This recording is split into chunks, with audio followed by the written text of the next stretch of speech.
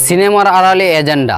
Cinema মানুষের বিনোদনের মাধ্যম নাকি নির্দিষ্ট কোনো রাজনৈতিক দলের প্রচারণার হাতিয়ার? সম্প্রতি মুক্তি পাওয়া ধুরন্ধর এবং এর সিকুয়াল ধুরন্ধর 2 দেখার পর এই প্রশ্নটা আরও বড় হয়ে দাঁড়িয়েছে। আজ আমরা কথা বলবো কিভাবে এই সিনেমায় নির্দিষ্ট একটি এজেন্ডাকে সুকৌশলে প্রমোট করা হয়েছে এবং কেন অনেকে একে চাটুকারিতার সিনেমা বলছেন। সিনেমার অন্যতম প্রধান আকর্ষণ ছিল আতিক আহমেদের ক্যারেক্টারটি। অদ্ভুত বিষয় হলো চরিত্রের মেকআপ থেকে শুরু করে চলন বলন সবে যেন হুবহু আসল আতিক আহমেদের মতো, কিন্তু গোলমালটা বাঁধে গল্পের বয়ানে। আমরা সবাই জানি আতিক আহমেদকে পুলিশি পাহারায় থাকা অবস্থায় গুলি করে হত্যা করা হয়েছিল, কিন্তু সিনেমায় সেই ঘটনাকে এমনভাবে মোড় দেওয়া হয়েছে যেখানে দেখানো হয়েছে জালি নোট পাচার এবং পাকিস্তানের সাথে তার গভীর যোগাযোগ। সিনেমার ডাইরেক্টর যেন খুব সচেতনভাবেই দর্শকদের মনে একটি নির্দিষ্ট ছবি এঁকে দিতে চেয়েছেন। গল্প এখানে শেষ নয়।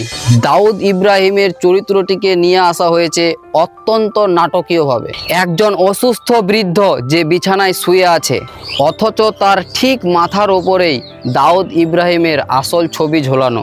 এটা কি কেবল কাকতালীয় নাকি দর্শকদের ব্রেন ওয়াশ করার চেষ্টা? আরও অবাক করার বিষয় হলো সিনেমার শেষে টার্গেট করা হয়েছে বাবরি মসজিদকে। ইতিহাসকে নিজের মতো করে সাজিয়ে একপক্ষীয়ভাবে উপস্থাপন করার চেষ্টা এখানে স্পষ্ট।